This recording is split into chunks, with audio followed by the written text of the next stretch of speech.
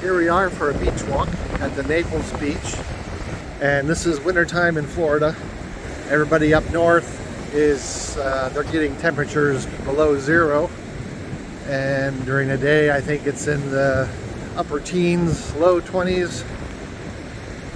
Today here in Naples it is, I believe, in the low 50s. Most of the locals are hunkered down in their houses under a blanket. They think this is freezing cold weather, but for snowbirds like me, I'll take 50 anytime, especially in January, February.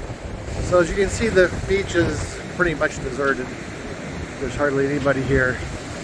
It is pretty windy, and you can see by the waves that they are strong waves. It'd be kind of fun to swim in there, but it would be also very dangerous.